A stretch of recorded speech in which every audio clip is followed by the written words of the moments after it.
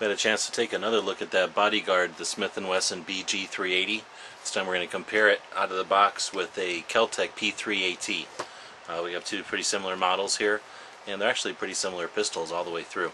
So to begin with, they both come in a cardboard box. The P3AT is a little smaller, of course. Comes with a lock, which can be used as a trigger lock if you wanted to. The Smith & Wesson also comes in a box. They both got their instruction manuals and their locks. This one has its spent shell. I don't know if this one had one or not. But I wanted to show they both come in a nylon case. The KelTec nylon case has two zippers. Just about the right size for the gun. Not a lot of room for anything else. You could easily carry a second mag in there. And I don't think this is really designed to be a carry option necessarily. There's this little strap here, but I think that's just more for holding on to it or keeping track of it.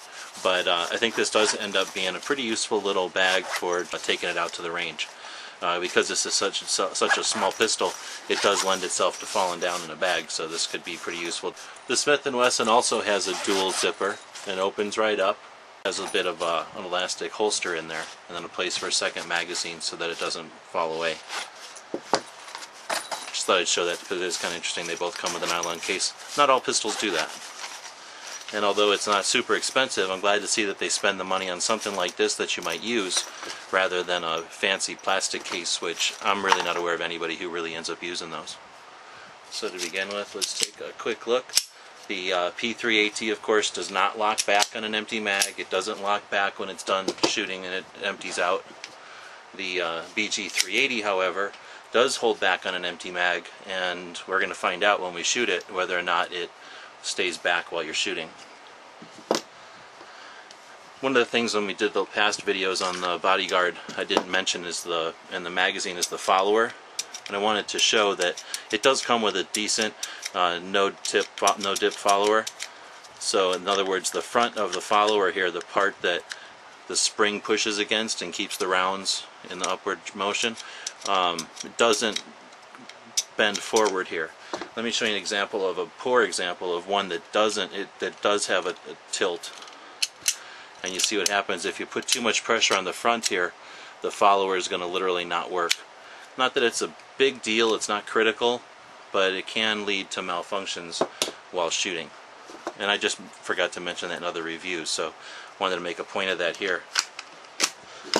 Since we're talking about that on the Ruger, let's take a look at its follower. And again, an anti-tip or a no-tip follower, really well made.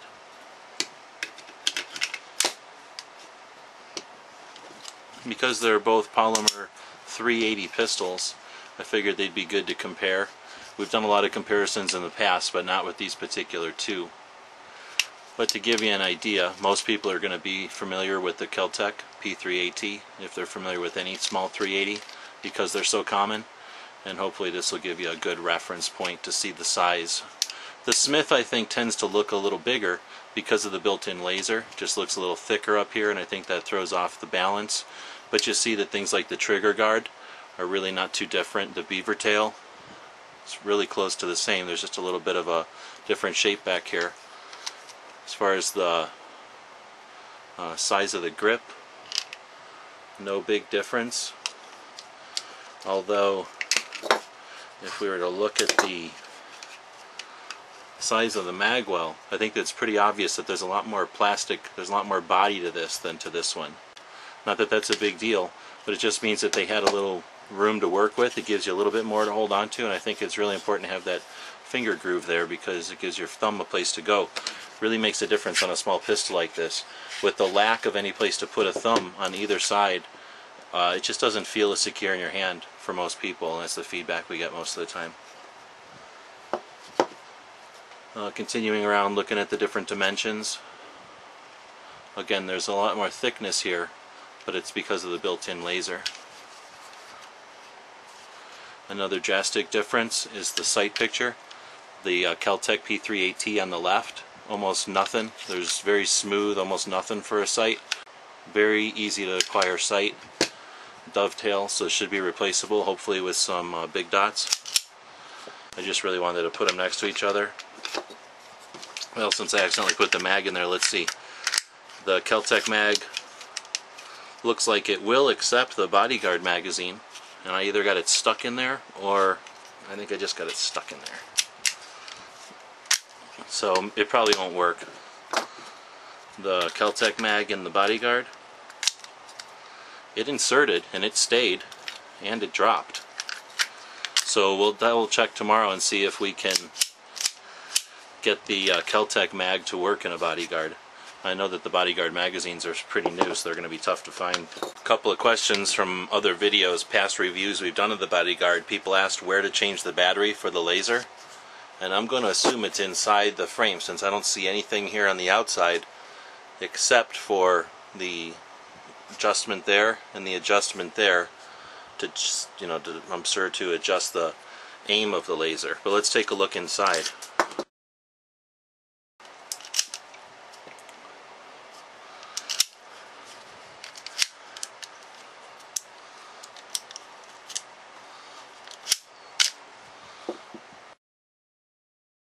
Yep, it looks like we would unscrew that little screw, and this looks to be a battery plate.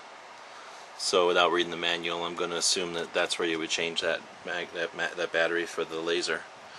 And it is worth mentioning that the Smith & Wesson has a very large steel insert there. The gun is a very large piece of steel. You can see the serial number coming through the plastic. It's part of these steel rails. You did not need to pull the trigger to disassemble it. It's very easy to disassemble. The only, I'm not going to call it a flaw, but the only detail that I guess I'm not happy about is I really like the pieces to stay together, but on a small pistol like this, I guess it's not crucial. But it is very easy to reassemble.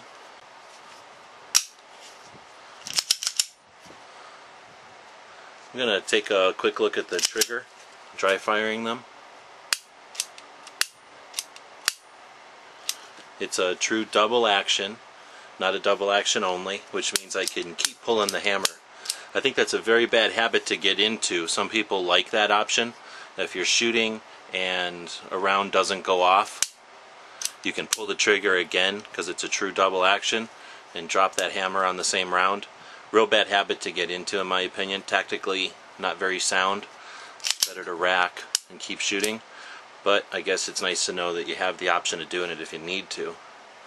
I can see a pretty large gap here I never really paid attention to before between the chamber there and everything and the slide.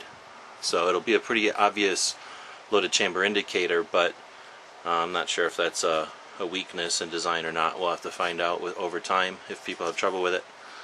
Now, as a difference, the KelTec is double action only, which means that you pull the trigger and the hammer goes down, but then the hammer goes dead. It requires that recoil to set it, or a manual reset by moving the slide.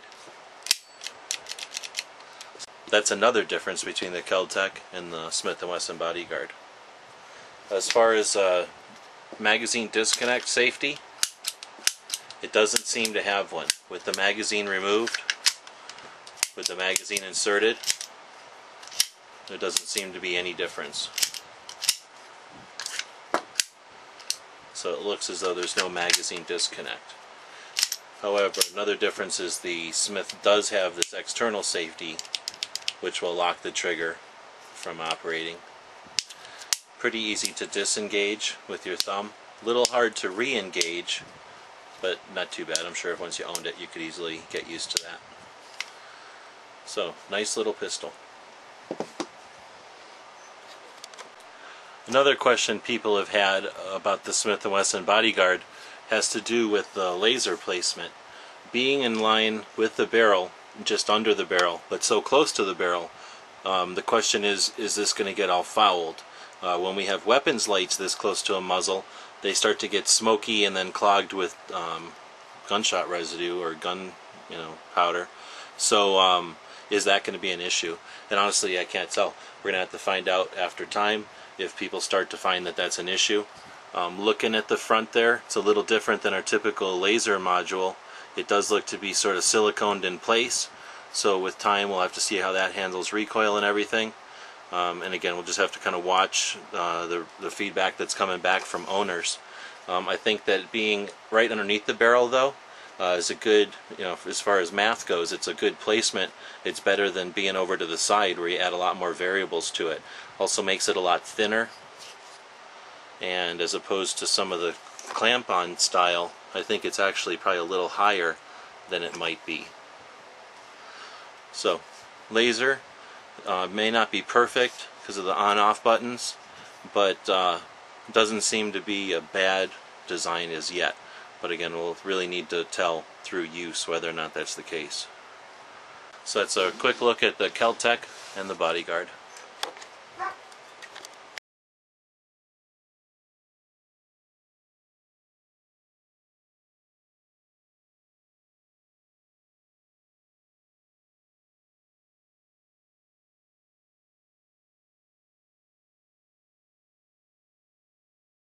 The guys and gals of GunWebsites.com encourage you to take a CCW class every year, practice at least once a month, and carry every day. Thanks for watching GunWebsites.com.